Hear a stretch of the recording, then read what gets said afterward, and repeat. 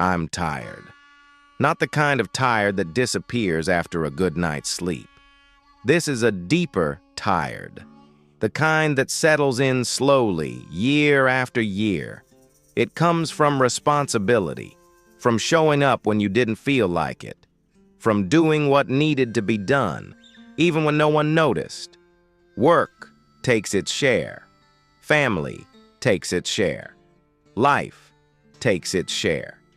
And somewhere along the way, your body keeps the score. You wake up and feel it before your feet touch the floor. Your energy isn't sharp anymore. Your recovery isn't fast. And the fire you used to rely on doesn't burn the same way. You don't complain. You don't explain. Men at this stage are expected to endure, not to talk. So you move quietly through the day, doing what must be done, carrying more than you admit. But here's the truth that matters. Being tired is not failure. It's evidence. Evidence that you stayed, that you carried weight, that you didn't walk away when things became heavy. The danger is not exhaustion. The danger is the thought that follows it. The thought that says, "This is the end." It's not. I'm tired, but I'm not done. I don't need noise. I don't need applause. I just need to keep moving.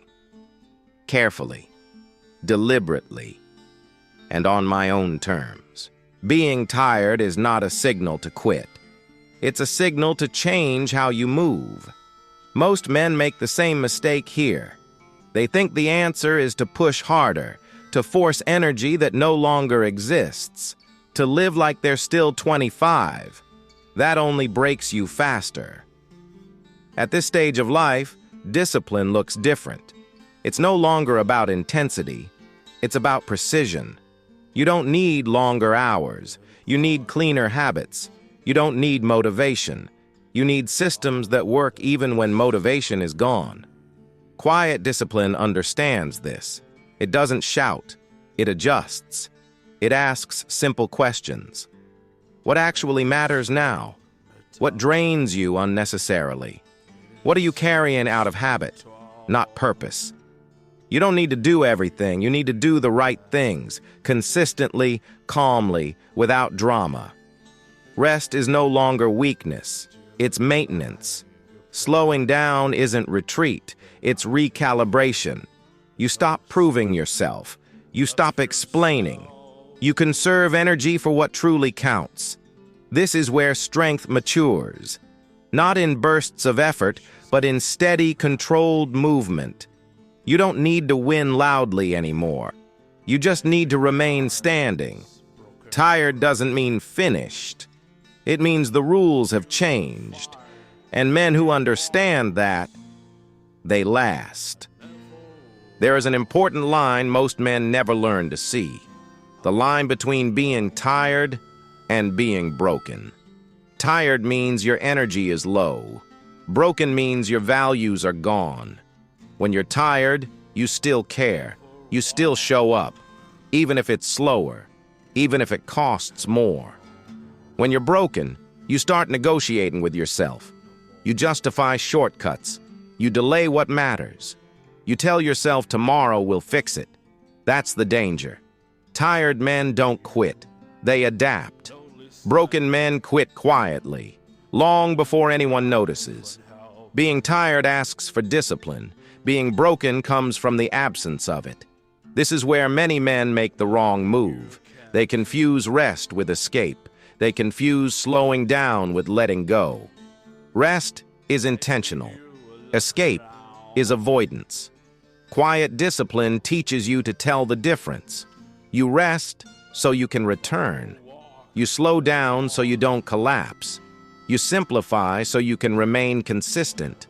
You don't abandon standards just because you're tired. You refine them. You don't lower the bar. You narrow your focus. This is not about pushing through pain blindly. It's about protecting what still matters. You stop wasting energy on things that don't move the needle. You stop explaining yourself to people who don't listen. You stop chasing validation you no longer need. And slowly, something changes. The tired remains, but the chaos disappears. Your steps become fewer but steadier. Your days become quieter but stronger. You realize this truth. You're not finished. You're just learning how to last. There will be days when motivation is gone completely. Not low. Gone. No fire. No excitement. No inner speech telling you to push. These are not bad days. They are honest days. This is where most systems fail, because they were built for high energy, not reality. Quiet discipline is different. It doesn't depend on how you feel. It depends on what you've decided. On these days, the work gets smaller, the pace slows, the expectations narrow. You don't aim for progress. You aim for presence. You show up, even if all you can give is minimal. You keep the promise, even if it's uncomfortable. You respect the routine, even when it feels pointless, not because it feels good, but because it preserves identity. This is not about grinding. It's about continuity. One small action protects the next one. One quiet decision prevents a complete stop. You don't look for inspiration. You remove friction. You prepare your environment. You simplify your choices.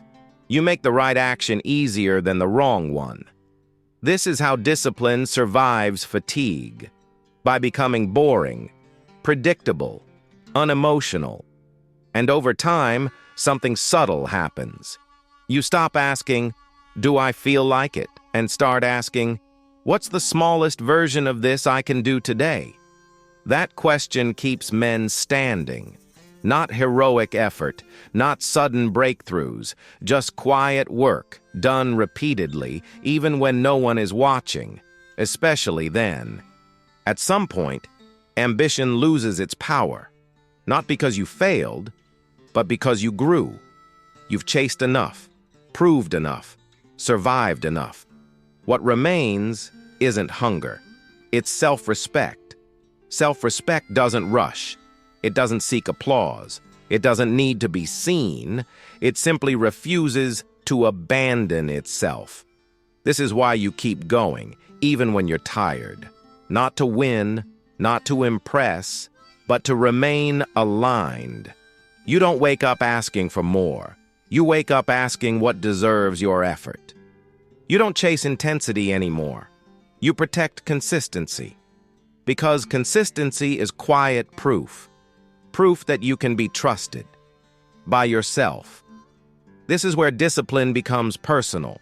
No audience, no scoreboard, just a standard you won't lower. You don't need to do everything. You need to do what keeps you intact. Some days that means progress. Other days it means restraint. You stop forcing growth. You start protecting stability. This isn't about building a bigger life. It's about keeping a solid one. And that choice, to continue without noise, to move without applause, to show up without reward, that choice is strength. Not loud strength, not youthful strength.